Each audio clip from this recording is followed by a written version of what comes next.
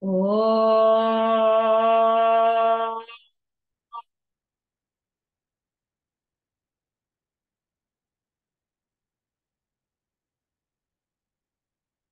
Om.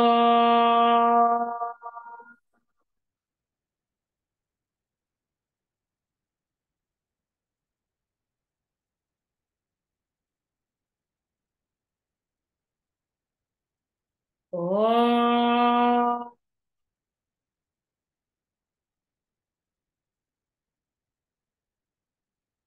Om Sahana Bhavatu Sahana Bhuraktu Sahaviryam Karavavahai Tejasvinavadhitamastu ma vidvishavahai. Om Shanti Shanti Shanti. Vakratunda Mahakaya Suryakoti Samaprabha Nirvignam Kuru Me Deva Sarvakaryeshu Sarvada Sarasvati Namastubhyam Varade Kamarupini Vidyarambham Karishyami Siddhir Bhavatu Me Sada Samasta Jana Kalyane Niratam Karuna Namami Chinmayam Devam Satgurum Brahma Vidvaram Mukam Karoti Vachalam Pangum Lankayate Girim Yatkripatamaham Vande Paramananda Madhavam Paramananda Madhavam.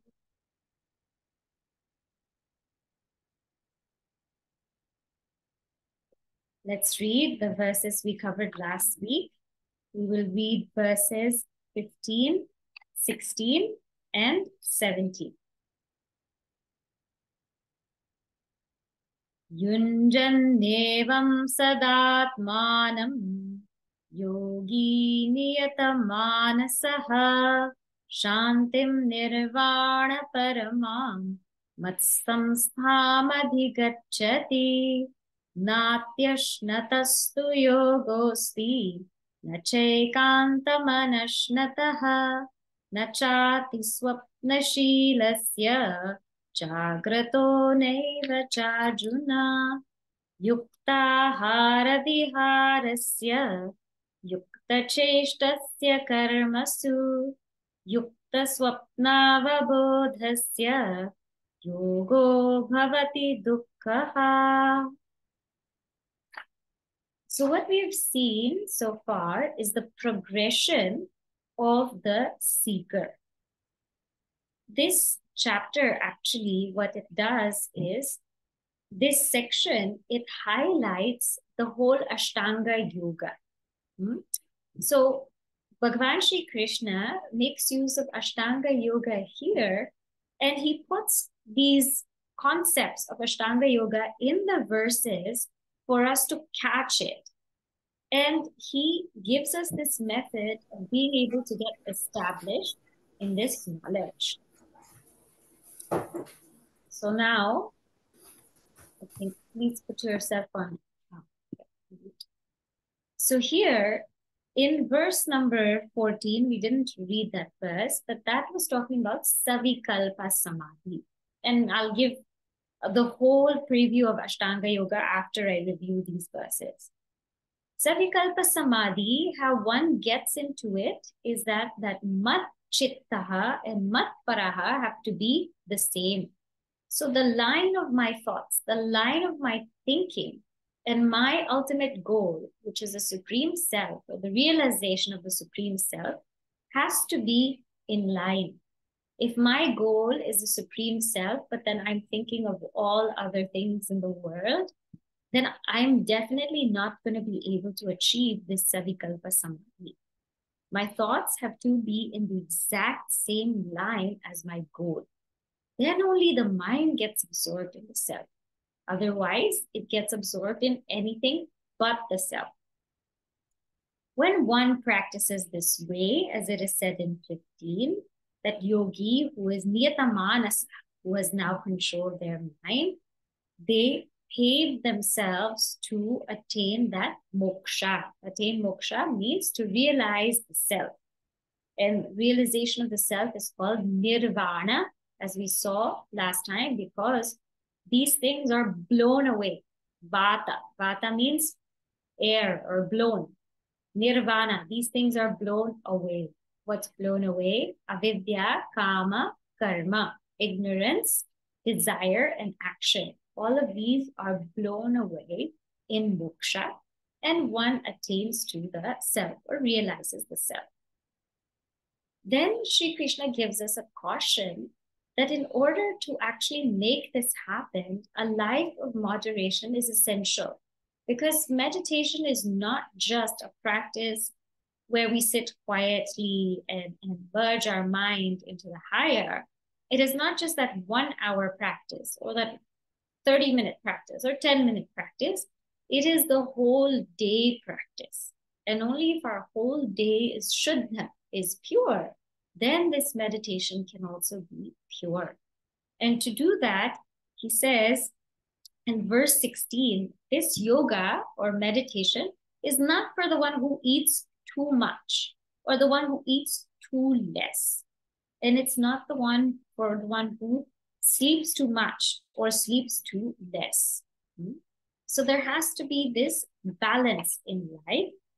And this yoga or this meditation is for the one who's yukta, means who takes these things in the appropriate amount. As said in 17, yukta ahara, takes food in the appropriate amount. The food that is sattvic, the food that is pure, the food that is matching to one's body type. Food that fits the body type, one should take that kind of food. And also have respect for that food, that is Annapurna Devi. Yukta Vihara, even one's movement has to be appropriate for one's lifestyle and body type. So if one is, very much engaged in meditation, then the scriptures say that they shouldn't walk or run too much. There's a limit given. Beyond 8 miles, they should not go, because then they will get too tired. Yukta Vihara. Yukta Cheshtasya Karamasu. Also, the type of action one takes up has to be appropriate to one's age, to one's ashrama, to one's lifestyle. As much action that we can take up, we should take up. Not too much and not too less. Not too much that we become completely rajasic and turned away from the self, and not too less that we become totally tamasic and we just kind of sleep the whole day or waste our time in absolutely useless things. And yukta swapnava bodhasya, the right amount of waking and the right amount of sleep. If one does this, then that meditation is dukkha. It will destroy all suffering, all sorrow. So this life of moderation is necessary. A nice question came up last time, because I had mentioned that if we kind of fail in this, sometimes life throws us off track. We have unexpected visitors, unexpected events. The schedule becomes all of a sudden so full at one point in time. What do we do and how do we handle it?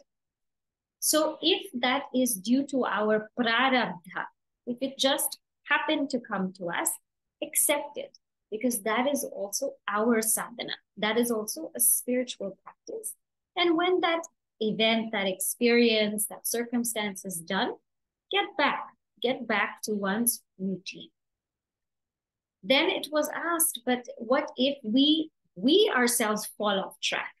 How do we get rid of that guilt? Well, if we find ourselves falling off track, get back on track right away. Right away. The sooner we get back on track, the easier it is.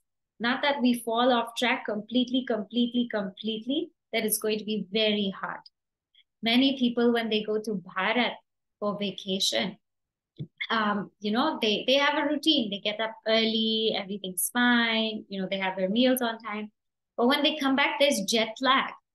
And that jet lag usually will last for 1 or 2 days. But if we don't control it and discipline it, that jet lag can go on for 2 weeks, 3 weeks. And we can be completely off our routine for that long. So the minute we see ourselves go off track, get back.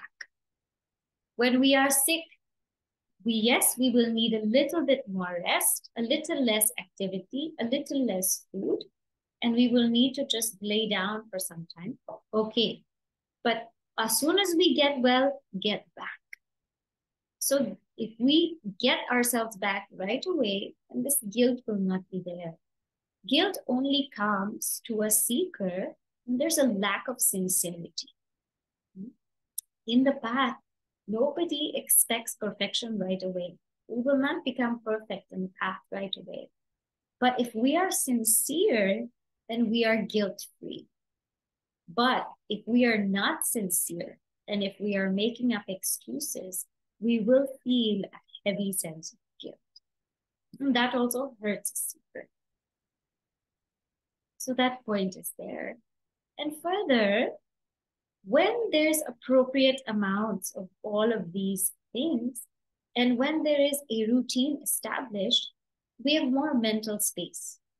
Otherwise, the mind is busy in deciding what to wear, or what time to go to sleep, what time to wake up, or what exercise to do.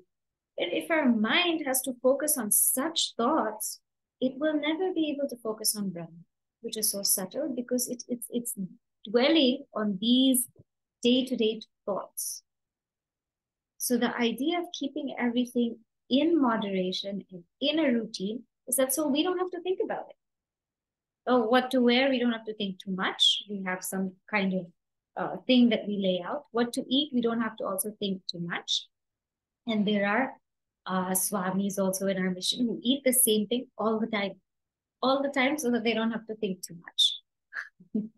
What time to sleep? Same time, so they don't have to think too much. So like that, when our mind is not preoccupied with mundane thoughts of day to day, it can actually go deeper into the self. Now, before we go into the next set of verses, because they're going to talk about Nirvikalpa Samadhi. So just a structure of Ashtanga Yoga is necessary for us to understand how these points are being revealed in this chapter. Otherwise, we won't be able to follow the thought flow. Ashtanga Yoga, Ashta Anga, 8 limbs. It's called 8 limbs. Ashtanga Yoga is by Patanjali Maharishi. The yoga school of philosophy is about realizing the self, but not so much as far as Advaita Vedanta. It believes in Prakriti and Purusha. Purusha is that Atman, that pure consciousness, and Prakriti is nature, is the material world, is Maya. And both in Yoga Shastra, both Prakriti and Purusha are real. They're both real. So what happens in Yoga Shastra, this distinction between Prakriti, matter, Maya, and Purusha, consciousness, is focused upon. And what one should then do is meditate on consciousness and differentiate consciousness from matter. This is the philosophy. And how they do it is through this practice of meditation. But it doesn't go into meditation right away. The first limb of Ashtanga Yoga is called Yama. Yama literally means that which restricts us from Nishiddha karma.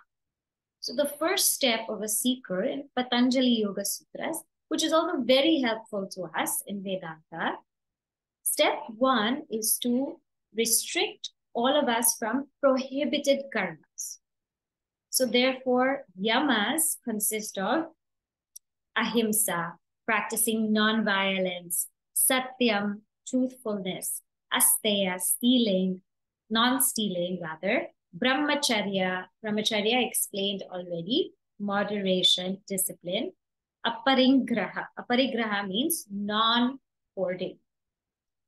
So when the person practices these 5 values, then they're restricted from doing anything wrong. Because ahimsa, non-violence. So the idea is not to become violent in thought, word, and deed. Satya, truthfulness. So one doesn't lie. One doesn't utter all of these things which are not true. Asteya, non-stealing. So one doesn't steal things from other people. Brahmacharya, moderation. So one doesn't indulge in excess. And aparigraha, non-hoarding. So one doesn't keep storing and storing all unnecessary things. So in step 1 of Ashtanga Yoga, the seeker is restricted from doing all the prohibited karma. Now the seeker has that energy. What is the seeker to do now? Niyama. Niyama means restricting the seeker from doing kamya karma or desire-driven action and leading the seeker to nishkama karma or selfless action. So in niyama, now the seeker has all that energy, all that time is restricted from leading this life of stealing, of lying, etc. Now what should the seeker do? The seeker should shaucha, focus on purity, purity of the surroundings, purity of the mind. Tapaha, focus on austerity, austerity of the body, of speech, of the mind, as given in Bhagavad Gita. Austerity of the body is seva. Austerity of the mind is to speak that which is truth, which is out of love, which is beneficial for all, and which is measured. Satyam, Priyam, Hitam, Viktam. Austerity of the mind is mana prasada, to have a cheerful mind no matter what happens. And you can also take under this other things like Ekadashi, Vrata, fasting, etc. That comes under tapa. Santosha, a seeker should now practice contentment, being content with whatever they receive from their prarabdha karma. Swadhyaya. Swadhyaya here means practicing the recitation of scriptures or doing the japa mantra of our Ishta Devata. And Ishvara Pranidhana. That means offering all of our actions to Bhagavan. So in this way, Yama and Niyama prepare a seeker to live a pure life. They're restricted from prohibited karma, and they're also restricted from desire-driven karma, desire-driven action. Now they're only focusing on selfless action. And when the seeker now starts to become pure, then Patanjali Yoga Sutra says, now asana. Now come and sit. Learn how to sit quietly. And in our verses, we also saw asana. First of all, what kind of asana to sit on and how to sit. We have covered these. These are on verses 11, 12, and 13. Then the 4th step is pranayama. Now that we've established ourselves sitting, now focus on the breath. Focus on breathing. So this is the 4th step of Ashtanga Yoga. And the 5th step is pratyahara. Pratyahara literally means withdrawing all the sense organs from the sense objects. Pratyahara. Ahara means to eat. But ahara, eat, prati, towards me. So usually when we eat, we're eating outside, we're going outside. But this is prati ahara, means eating towards me. So bring back the sense of sight to this eye, this eye socket. Bring back the sense of hearing to this ear socket. Bring back the sense of tasting to the tongue. Bring back the sense of smelling to the nose. Then bring back the sense of touch to the hands. So when we bring back the sense organs from the sense objects, we withdraw them and they stay in their golaka, in their abode. They stay there. That's called pratyahara. So pratyahara, these three things, asana, pranayama, pratyahara, they were mentioned in verse number 12. So if you want to look at verse number 12, in this verse number 12, the first line, the last word, yatta chitendriya kriyaha. That yatta kriyaha is prana, yatta indriya is pratyahara, yatta chitta, that will come in dharana. So 3, 4, 5. Asana, pranayama, pratyahara. Now, once the sense organs are brought back to their places, the sixth step is called dharana. Okay, dharana. Now, what dharana means, I'm going to tell you the Sanskrit term, and then I'll translate. Desha bandhas chittasya dharana. So dharana literally means when we tie the mind, chittasya, of the mind, bandha, when we tie the mind to a desha, to a place. So we're tying the mind to the self, or rather the thought of the self. Because here now is chapter 6. It's based on this meditation with knowledge. Atma Samyama Yoga. So we tie the mind to the thought, I am Brahman, or Aham Brahmasmi. Without this practice of dharana, without tying the mind into something, we will not be able to meditate. So as I mentioned last time, when we do Gayatri Japa, we always tie the mind to Surya Devata or Gayatri Devi. We tie the mind there. If somebody is doing a mantra japa on their Ishta Devata, they must tie their mind to the sound of the mantra in a particular place in the form of that Ishta Devata. The mind has to be tied there. It should not move here, there, everywhere. It should be tied. So that tying, bandha, that tying is called dharana. Okay? So now after this dharana, what happens? This is the sixth step. The seventh step is called dhyana. Dhyana is tatra pratyaya ekatanata. Tatra, in that place where I tied my mind, eka pratyaya tanata means there's just one thought flow going to that place. So I've tied my mind, let's say, to the thought Aham Brahmasmi. Tied my mind there.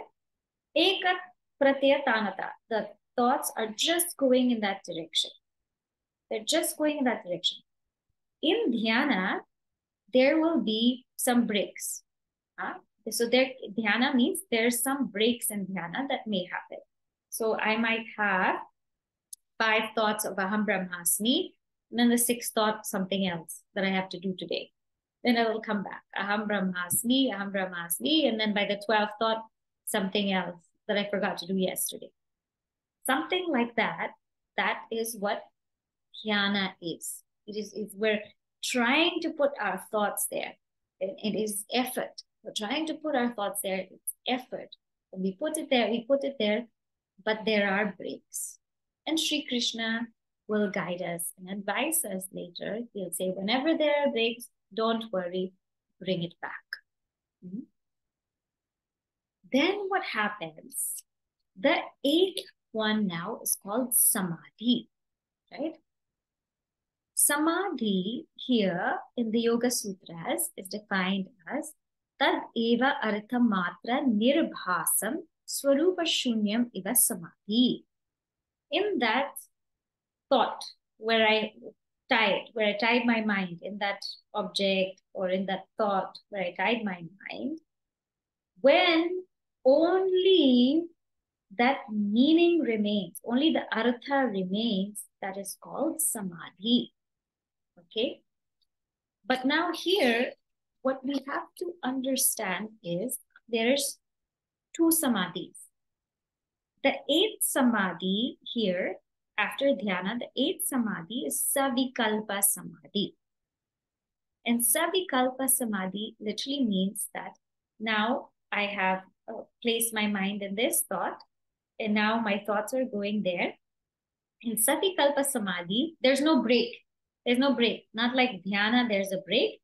Savikalpa samadhi, there's no break. Thoughts are going, thoughts are going, thoughts are going. But in savikalpa samadhi, there is still a vikalpa. Vikalpa means there's a division. There's a division of three, where there is the meditator, the meditated object, and the act of meditating.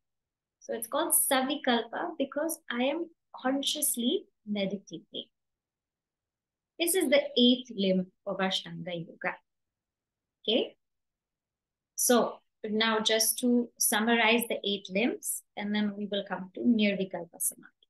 So the eight limbs start with Yama, taking us away from prohibited karma. Niyama, taking us away from desire-driven karma. Then after that, we have that asana, that proper seat and proper posture. Then fourth is pranayama, proper breathing. Then fifth is pratyahara, sense withdrawal. Then sixth is dharana, tying our mind to an object. Then seventh is dhyana, contemplating on that object, but it's with breaks. And then the eighth is samadhi. But which samadhi? Savikalpa samadhi, where we're contemplating and there is no breaks. But there is still a division of the meditator, meditated, and meditating. Now, Nirvikalpa Samadhi, all of these eight limbs are for Nirvikalpa Samadhi. They're for Nirvikalpa Samadhi. And what is Nirvikalpa Samadhi? Nirvikalpa Samadhi is where that same thought flow is happening, but it's very subtle now. I am no longer thinking about it. So I am no longer thinking, Aham Brahmasmi, Aham Brahmasmi, Aham Brahmasmi. I'm no longer thinking it. It is just happening. So there is no meditator, no meditated, no meditating. There is just that object that is said here. Tad eva artha matra nirbhasam. Just that object of meditation, only that is there. There's no I am meditating. There's no meditating process. Just that object only is there. And it's an automatic thing. And it's very effortless. So it is just going on. How to explain this? When a singer loses themselves in a song. When an artist loses themselves in a painting. When a sport player loses themselves in the very sport. That is called Nirvikalpa Samadhi. So let us say an artist. There will be a stage where the artist is painting, but might get distracted a little bit, putting some strokes on the canvas. So that is dhyana. Dhyana. Dharana is they have that canvas, they know what they're doing. Then they're painting, but a little bit distraction is there. Dhyana. Then after that, when there's full focus, absolute full focus in the painting, it is samadhi, savikalpa samadhi. Then when the painter gets completely lost in the painting, doesn't even know that they're painting, it's just happening. That's called nirvikalpa samadhi. Like that, this process of meditation goes. Okay, there is one question here, so let me just see. Can we say during Savikalpa Samadhi, we are in waking state, and Nirvikalpa Samadhi, we are beyond all three states? So in Samadhi is a state, okay? So we can say that we are in the state of Samadhi. That's what we can say. Because it's not fully waking. Waking is often defined as when the sense organs are interacting with the sense objects. That's how waking is defined. And then dream state is defined when the mind, it it exhibits its vasanas without the actual sense organs interacting with the sense objects in the physical world. Mm-hmm. So we can say that this is a state of samadhi. State of samadhi. It is a state. It is not Atman. It is a state. So now the way Bhagavan Krishna is taking these verses, this is according to the commentary of Madhusudana Saraswati ji. I'm just mentioning this because there's different interpretations of how these verses go.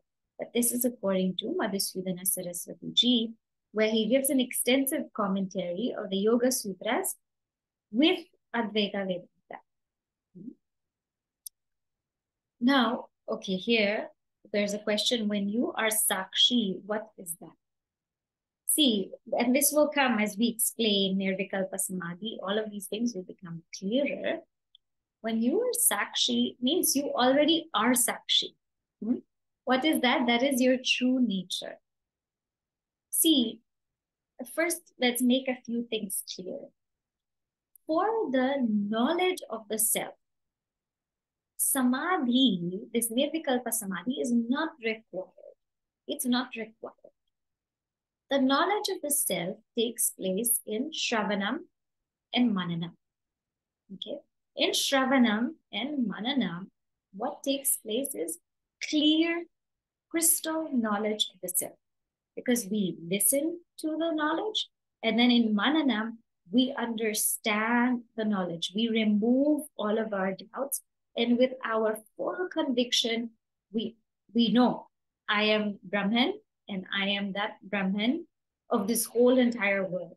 I am Brahman beyond the 5 sheets, different from the 3 bodies, the witness of the 3 states, and that Brahman is a substratum of the world, that is me. After Mananam, that should become crystal clear. If it's not crystal clear, if there's still doubts, what we require is more Mananam, more Vichara, more thinking. So the knowledge of the self after Shravanam or Mananam, it is there. It is there. But is that enlightenment? No, that is not enlightenment, because although the knowledge is there, it's crystal clear, still what happens is we might have vasanas that will pull us the other way.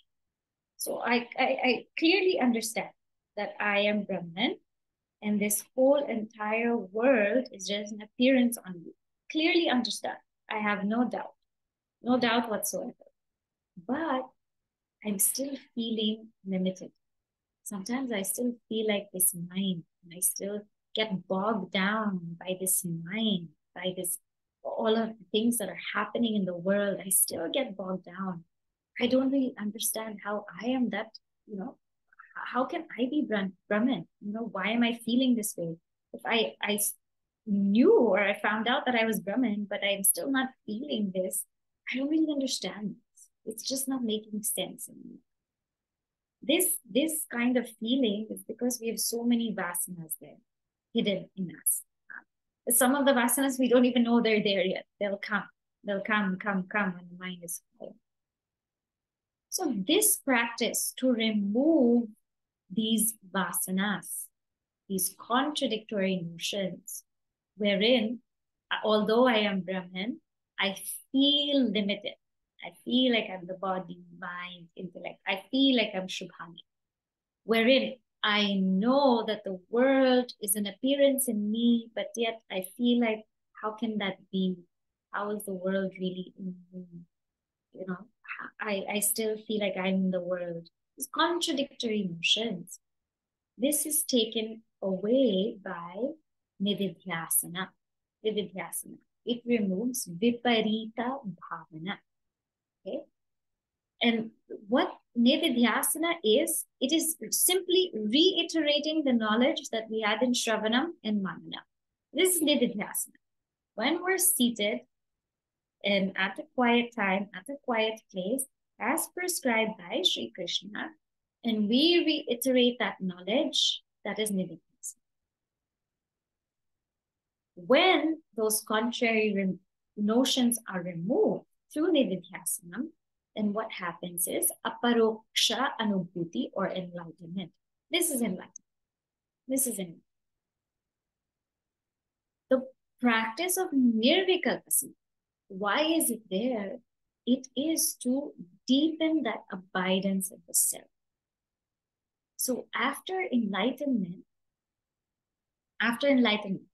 Shravana, Manana, knowledge is crystal clear, doubts are not there, but some erroneous notions are still there, vasanas are springing up. That's okay. Practice nididhyasana. Once those erroneous notions are removed, then there is aparoksha anubhuti, enlightenment, realization of the self.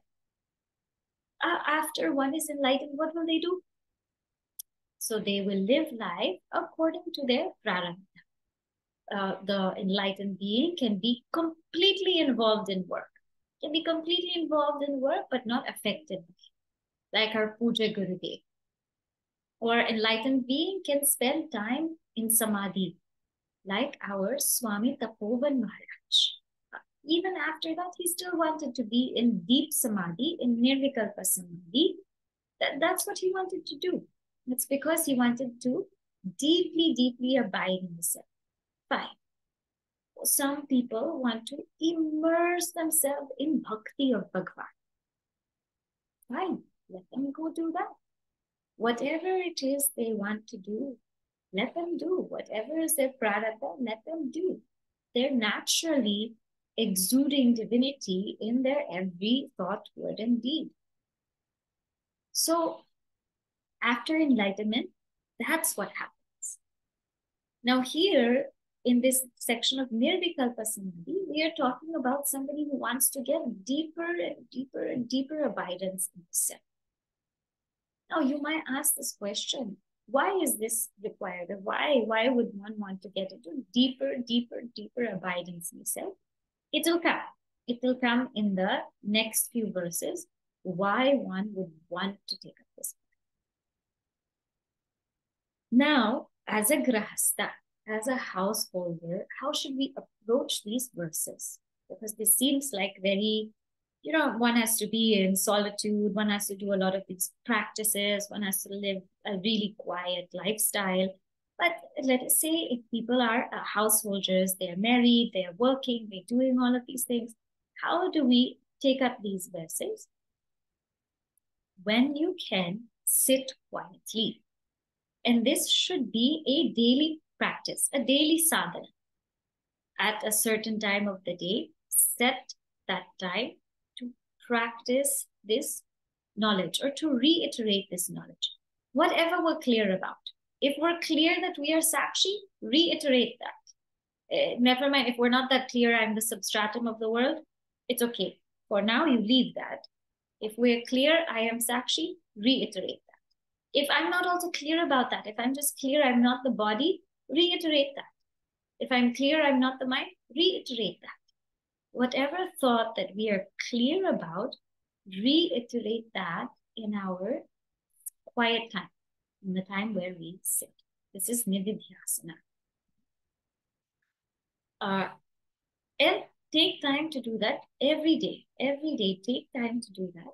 And with sincere practice, with consistency, you will see it just goes deeper and deeper and deeper. It takes you. First, you sort of put forth effort and do so many things. But after that, it just takes you. In practicing samadhi or meditation, first we have to make ourselves sit and we have to close our eyes and we have to be in a posture for so long. But after some time, we won't even want to come out of it. We just want to sit and not even come out because we're so drowned. So like that, as our practice goes, we get deeper and deeper. But it's important to know how much also to practice. So for a householder, for people who have still a lot of things going on, we may not be able to practice, as very long, but how much ever long you can practice. Hmm? Okay. Now, let us read now verse number 18. So now this is the context, Nirvikalpa Samadhi. I hope the thought flow is clear and the context is clear. With that, we take up this verse. Yada viniyatam chittam Yada viniyatam chittam atmanyevavatishtate atmanyevavatishtate nisprahas sarvakamebhyah nispruhah sarvakamebhyah yukta ityuchyate tada. yukta ityuchyate tada Yada viniyatam chittam atmanyevavatishtate nisprahas sarvakamebhyah yukta ityuchyate tada. So yada means when, huh? When viniyatam chittam, viniyatam means perfectly controlled. It literally means absorbed. When that mind is completely absorbed, chittam, mind. And that mind is viniyatam, chittam viniyatam. And the mind is completely absorbed. Where? Atmani, in the self. Avatishtate, and it rests there. It rests there. Huh? And who is this person who is able to do that? Who is this person who is able to absorb the mind completely in the self? Nirvikalpa Samadhi. Nisprahaha, the one who has complete free from longing. Sarvakamebhya, from all objects of desire, that person can do. And that person is known as Yuktah. Yuktah means united. So when the perfectly controlled mind rests in the self, only, Atmani Eva, only, free from longing for all objects of desires, then it is said that person is Yuktah. That person is united with the self. So who is this person? Who can do this Nirvikalpa Samadhi practice? This is what verse 18 is saying. Who can actually come this far? To gain the knowledge of the self, some Vairagya, what we call dispassion, is required. And this is called Aparvairagya. So to gain the knowledge of the self, we need something called Aparvairagya. To get into Nirvikalpa Samadhi, we need something that's called Paravairagya. So I'll distinguish again between the two. Sometimes we might wonder why this knowledge of the self is not happening to me. Why am I not able to let go of those unnecessary things? Because our Vairagya or dispassion is not ripe yet. And this passion is not something we can force, nor should we force. It is something that naturally happens. The true meaning of Vairagya is not giving up, it's growing up. It's because the mind is placed at such a high level, it no more sees value in the things that are a lower level. That's a true meaning of Vairagya. So the first stage of Vairagya is Yatmana. Yatmana means somebody is striving to understand what is real and what is unreal. This is the first part. I'm striving to, I don't even have Vairagya yet in the first stage. Vairagya, dispassion, detachment. I don't even have Vairagya in the first stage. I'm still striving to understand what is real, what is permanent, and what is impermanent. Still striving. In the second stage, Vyatireka, this means now, okay, I understand what's permanent. I understand what's impermanent. And over these kinds of things, I have dispassion. But over these things, I don't have dispassion yet. So for example, I have dispassion towards, I don't need all of these certain types of food or certain types of entertainment. I have dispassion from all of that. I don't need all of that. But there's certain things that are still attracting me. Certain things that I'm still so passionate about. Certain, whatever it is, the classical music or a certain sport, I'm still so passionate about it. I still really want to get into it. Okay, fine. No problem. Vyatireka. The third stage, Ekendriya, means, okay, I understand that I should let everything go or sort of detach myself, but with understanding. Again, not out of force. Attaching to the higher, let everything go. And slowly, slowly, I'm able to detach myself. Okay, I'm maybe not as social as before. I'm going here and there, not buying all this and that, not watching this and that. I'm able to detach myself. But in the mind, I still have a craving. This is a third stage. I still have a craving. And that craving, that is not real Vairagya, because the craving is still in. That craving at the end, it will make us come out again, unless we weaken it through Vidyabhyasana. The fourth one is Vashikara, means, okay, now even that craving has gone. So even that craving for the pleasures of the world, even that has gone. When that has gone, I get what is called Aparvairagya or lower Vairagya.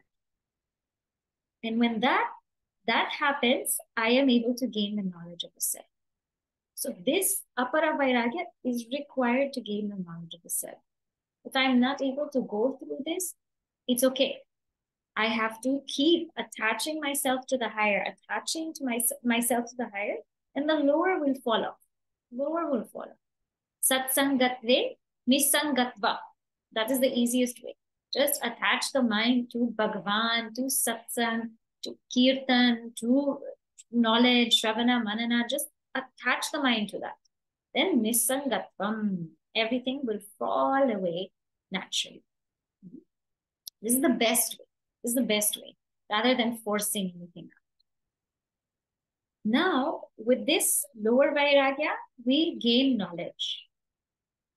Once we gain knowledge, then higher Vairagya comes. Higher Vairagya is called Parama-Vairagya.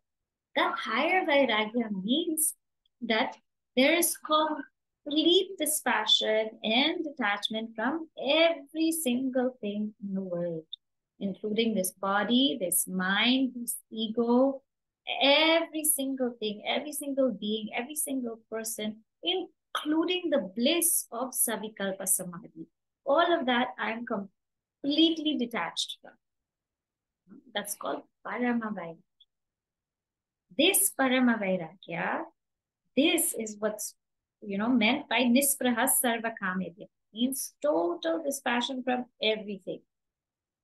That kind of person can ceaselessly absorb the mind.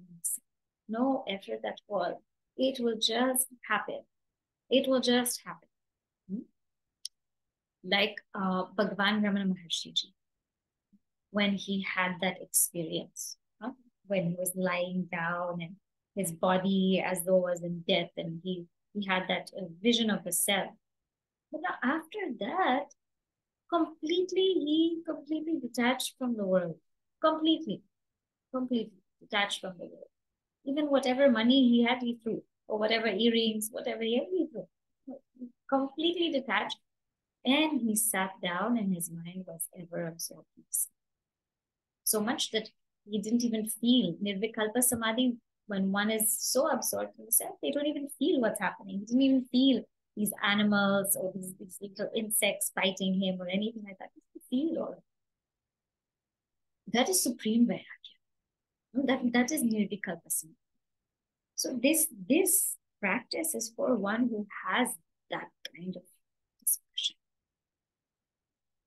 Now, that is not to say that people can't have, ordinary people can't have. We will have glimpses of it, but our mind is too chanchal means it moves too much that it's not able to even capture, even be aware that I had that experience. We will have glimpses of it. Like we said, like when a painter gets lost in the painting, a singer gets lost in the song, like that. When we have these glimpses. Sometimes we completely get lost when we're sitting quietly. We'll have these glimpses. But these deep glimpses, these great Mahatmas, when the mind is well absorbed in the self, when does that happen? Nispraha sarvakam. When there's total dispassion from everything in the world, Yuktah, they're called Yuktah, united.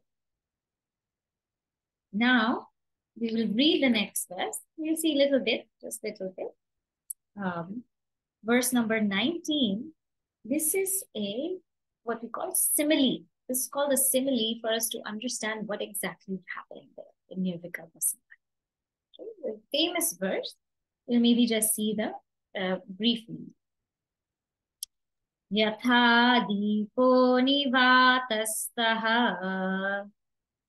यथा दीपो निवातस्थः nengate sopama smrita नेङ्गते सोपमा स्मृता yogino yata chittasya योगिनो यतचित्तस्य yunjato yogamatmanaha युञ्जतो योगमात्मनः yatha deepo nivatastha nengate sopama smrita yogino yata chittasya yunjato yogamatmanaha.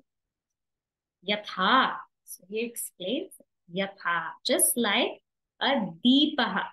Deepa, we just celebrated Deepavali.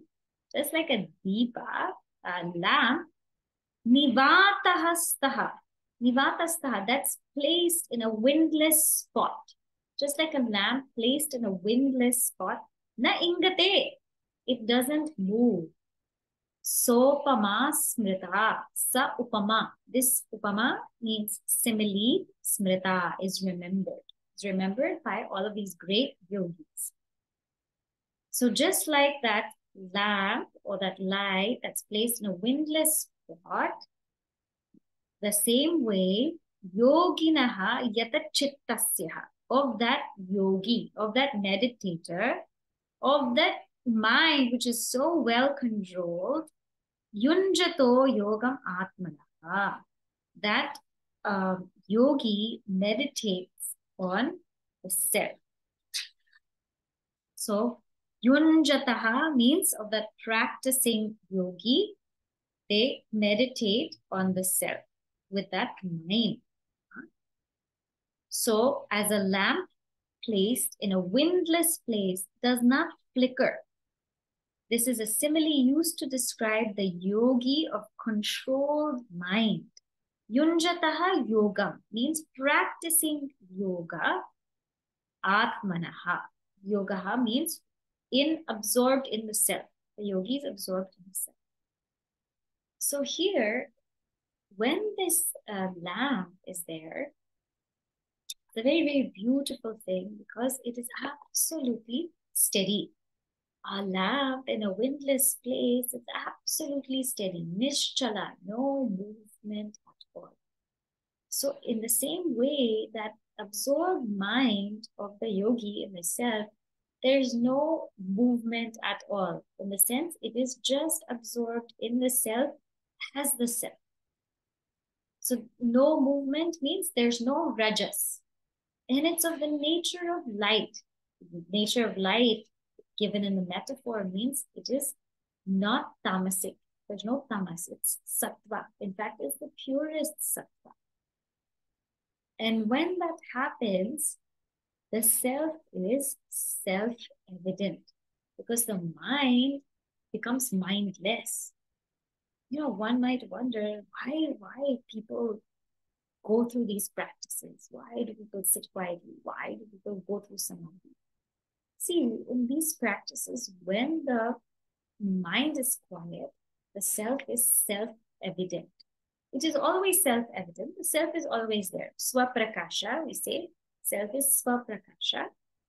But in the waking state, what happens is I'm doing so much that I'm not able to really tune into that awareness. I'm not able to tune into the awareness because I'm so busy here and there, going here and there, doing all kinds of things. And of course, in the dream state, our mind just goes wherever it goes, prompted by its vasanas. And in deep sleep state, the mind is covered by tamas. So at no point in any of these states am I really tuned into my real nature. Am I really is it so extremely evident to me? But in samadhi, in the state of samadhi, there is no hush or noise of the body and of the mind. There's no noise, there's no going outward, there's no movement. That mind itself loses its mindness. And my nature as Sakshi becomes very evident. It becomes very evident that I am not the body, not the mind, not the intellect, not this ego. That is very clearly evident inside. That is why some people go through these practices. And once it becomes very clearly evident, there's no more doubt. There's absolutely no doubt. What is this Sakshi? What is this Sakshi? It is very clear that we cannot even miss it. We can't forget it. We can't do away with it. It is there. And we are so fully aware of it, even when we come out of sin. So it is that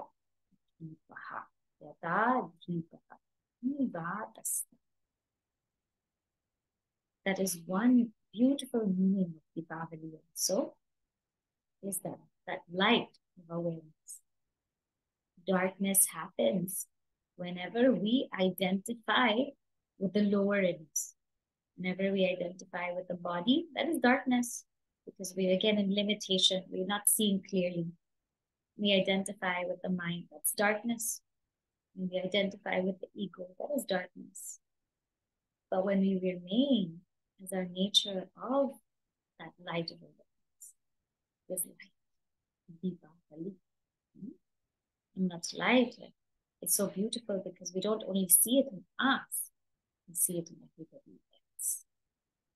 Okay? We'll stop here. More of this practice we will take up next week. The next few verses will again focus on Nirvikalpa Samadhi, their result. Then Bhagavan Krishna will give us very practical tips on how we can get better in ourselves. Okay, so closing prayer. Om Purnamadav Purnamidam Purnat Purnamudachyate Purnasya Purnamadaya Purnameva Vashishyate. Om Shanti Shanti Shanti. Hari Om Shri Gurubhyo Namah. Hari Om.